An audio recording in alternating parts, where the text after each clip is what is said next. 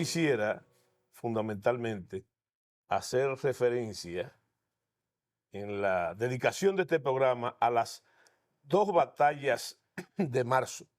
Las batallas de marzo, que se trata llamado también las batallas gemelas de marzo. Y por ese camino yo me quiero internar, por la sencilla razón que no solamente son hermanas en el patriotismo por la cronología y por la incidencia y coincidencia del mes. Yo quiero referirme también a que en su dinámica, o como yo le digo, en su ballet, eh, en cuanto a la especificidad militar de la historia, son muy semejantes tanto en el plano estratégico, operacional y táctico.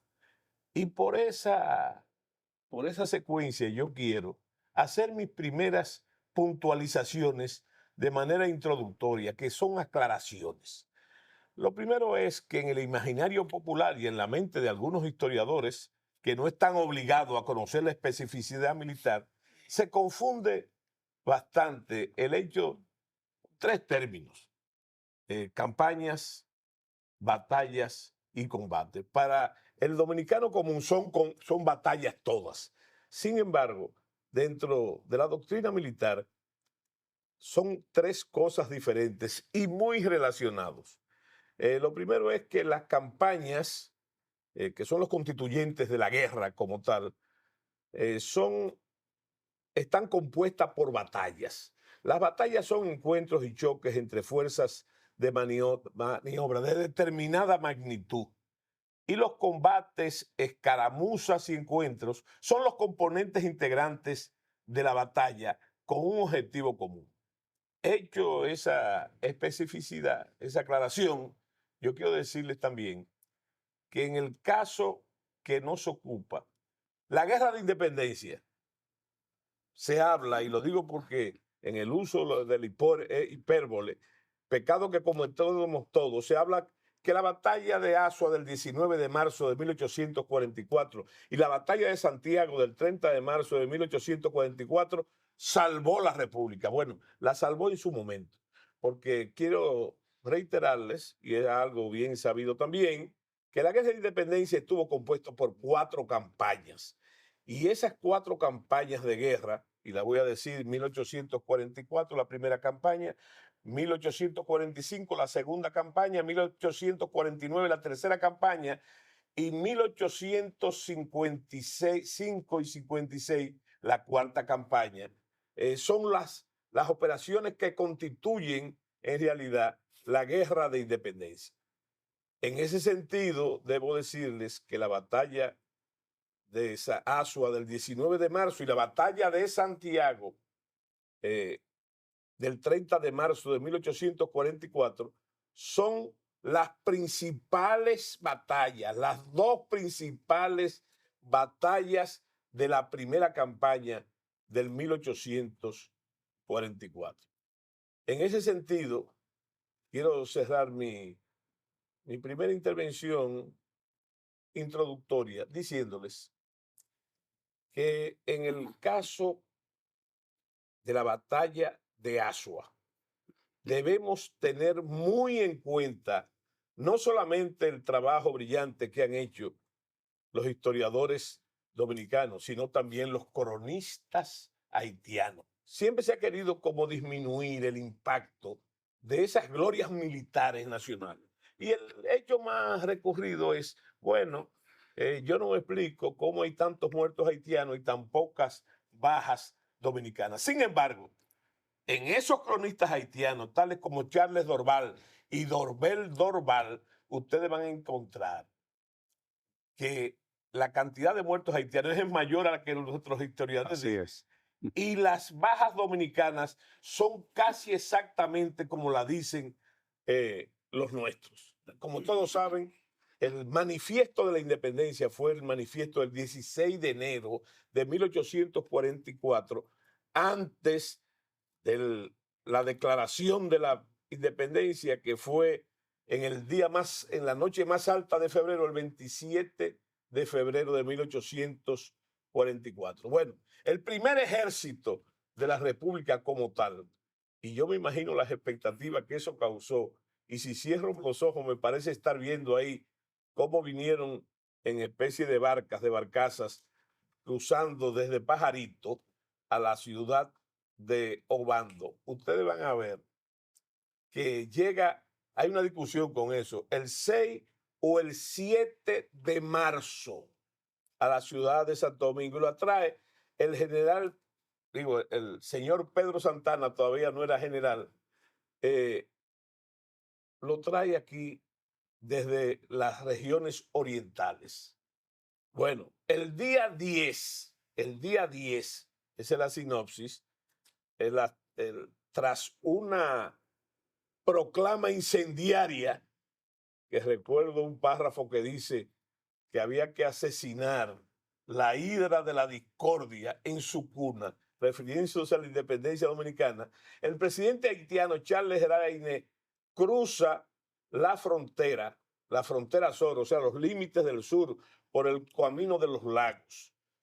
Bueno, y entonces, tras una serie de encuentros y emboscadas muy interesantes de las que vamos a hablar después, a partir del 11 cruza el día 10 con dos dispositivos, uno por el centro que lleva el camino de las Matas, San Juan, camino a Asua, y otra por el camino de los lagos, que es la primera que irrumpe en territorio nacional, que es comandada por el general Sufrón. El día 11 ocurre la Fuente del Rodeo, el combate de la Fuente del Rodeo. El día 13 ocurre el combate de la Cabeza de las Marías.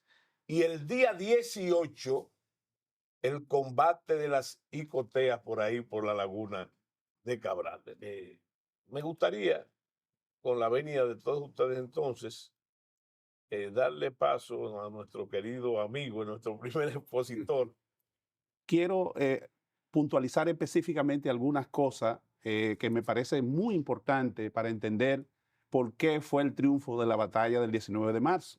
Y es el hecho de que la avanzada del general Agustín Sufrón fueron enfrentadas por las tropas dominicanas justo el 11 de marzo, cuando llegan a la Fuente del Rodeo, en lo que hoy se conoce como el municipio Galván, y justo allí una figura importante, que luego la vamos a ver en otros procesos, Fernando Taveras, es el que encabeza esta acción y logra prácticamente una derrota de la avanzada haitiana en ese momento.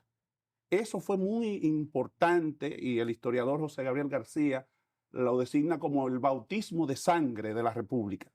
¿Por qué? Porque fue el primer triunfo que obtuvieron las tropas dominicanas, como bien dijo el general, unas tropas recién en un proceso de recién formación, que no era un ejército profesional, sino un ejército integrado por campesinos, la mayoría de ellos que se integraron a la lucha patriótica, pero que no tenían una tradición militar.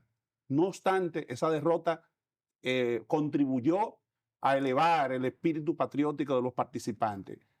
Recibió una herida, Fernando Taveras en ese caso, y fue sustituido por Dionisio Reyes, por Nicolás Bañón, por Vicente Noble, que eran tenientes, y esto permitió entonces que continuara la lucha.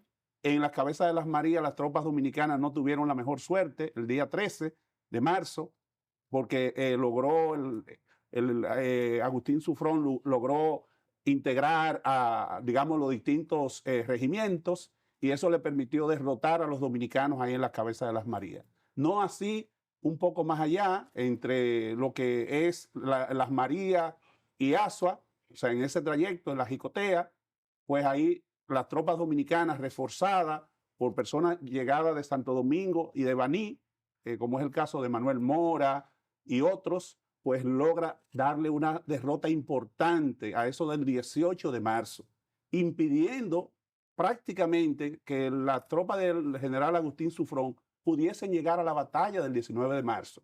Es decir, que esto fue muy importante para darnos cuenta de por qué fue posible este triunfo, porque la avanzada dominicana logró detener en su trayecto a las tropas del general Agustín Sufrón por espacio de 10 días. Y esto fue de 8 días más o menos. Y esto fue muy importante porque no pudo estar el general Agustín Sufrón con alrededor de 12.000 efectivos militares en lo que fue la batalla del 19 de marzo.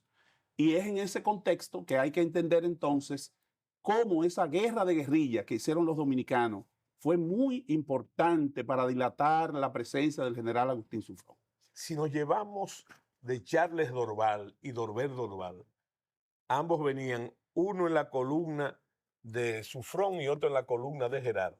Ustedes van a ver que ellos hablan cuando ocurre el combate del 11. Ese cronista que va ahí es un cronista de guerra. Claro. Dice que se ha producido una gran traición. ¿Qué es lo que se refiere de la gran traición? Una gran traición para ellos. Y es que Fernando Taveras, Vicente Noble y esos oficiales que estaban ahí, que como usted muy bien dijo, eran tenientes, eran miembros de la Guardia Nacional Haitiana, destacadas ahí, y sus hombres eran parte de esa Guardia Nacional. Hoy en día, con todo lo que ha transcurrido de la doctrina y del avance en la tecnología, eso se llama fuerza de cobertura. La base de la fuerza de cobertura de esa acción, que se usa ya, yo dije, como la defensa, en este caso, Situla en Asua, tiene varias misiones básicas.